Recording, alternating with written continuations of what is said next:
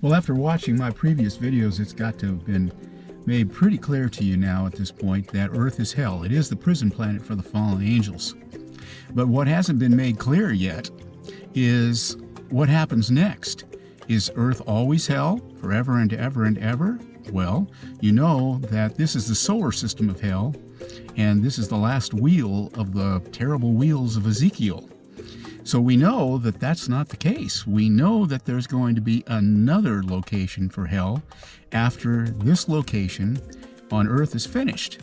We've gone 6,000 years at this point, and 7 symbolizes totality. So we know that there's about 1,000 years left for Earth to be hell. And we've got to finish out this 6,000 year period of time first before the prophecy in 2 Peter 2, 2 Peter 3:8 comes true. And so I want to set the groundwork here just with 3 verses out of the Authorized King James Bible, maybe 3 or 4. But let's take a look at this, because I'm going to show you where hell becomes functioning next after on Earth. So let's take a look at the Authorized King James Bible, always the Authorized King James Bible that can define and interpret itself.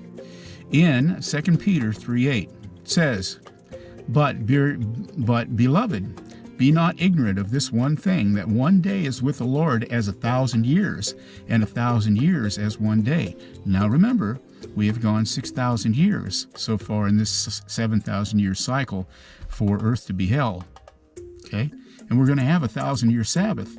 That's a time of rest.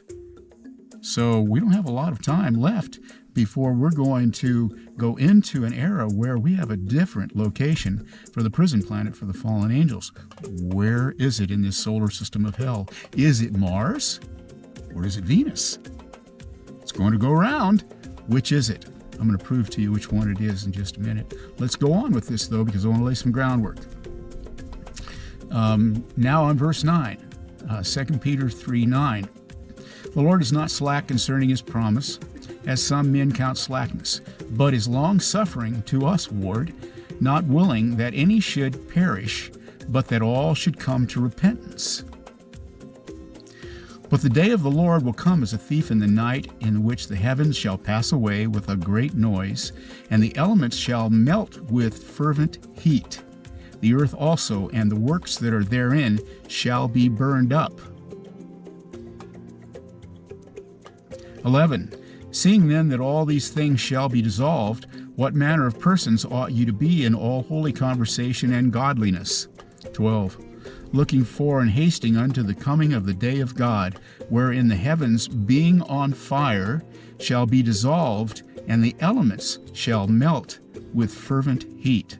Even the rocks, the elements, will be burned, will be melting during this time. Coming up pretty quick, folks. Look at my previous videos. I show you progression of all this. Bing, bing, bing, bing, how it happens. And it's not just my opinion. It's not my opinion. It's the Bible. And I'll show you. I do show you with the Bible. Walk you through it step by step by step in all these videos. Almost 70 videos at this point, of which close to 30 of them are the Angelic series of videos. Big deal, folks.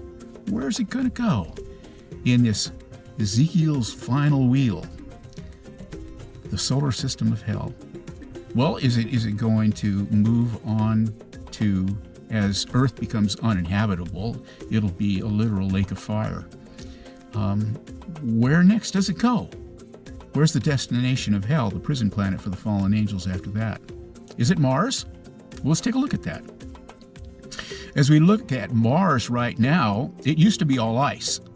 Our telescopes could see that Mars was all ice. There was no running water there. There was no melting of the ice. There is now.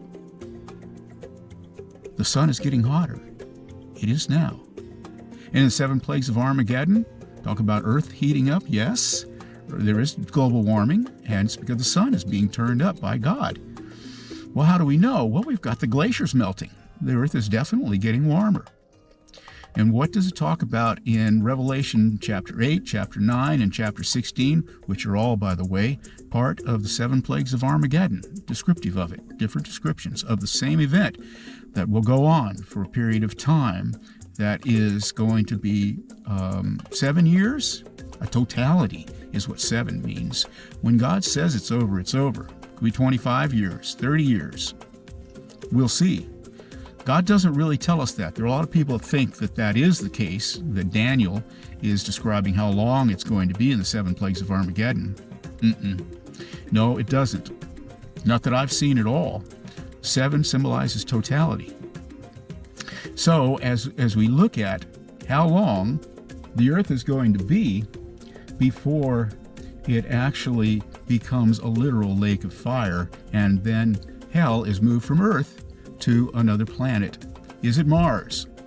Well, it's looking like Mars is becoming inhabitable, doesn't it? With the ice melting, it's getting warmer. Perhaps it's going to be turned into a literal Garden of Eden. You think so? What about Venus? What about Venus? We can't see anything with Venus, can we, with our telescopes? Astronomically, we can't see anything. Just clouds, smoke, mist, vapor. Why? Well, it's because that Venus was the location of hell before Earth. Venus then was turned into a literal lake of fire. And it's really hot there still because it's closer to the sun. And you have really nothing to see because of all the smoke and the mist, the vapor that's in the air still from when it was turned into a literal lake of fire. And hell was moved from Venus, which where it was before was Mercury, then to Venus, and now on Earth, next will be Mars. Hope you've enjoyed this, folks. Please subscribe and tell all your friends about Truth Bronco with Bill Ward. I love you all, and I will talk to you next time. Thanks for watching. Please subscribe, share, hit that notification bell, and that thumbs up button, and I'll see you next time.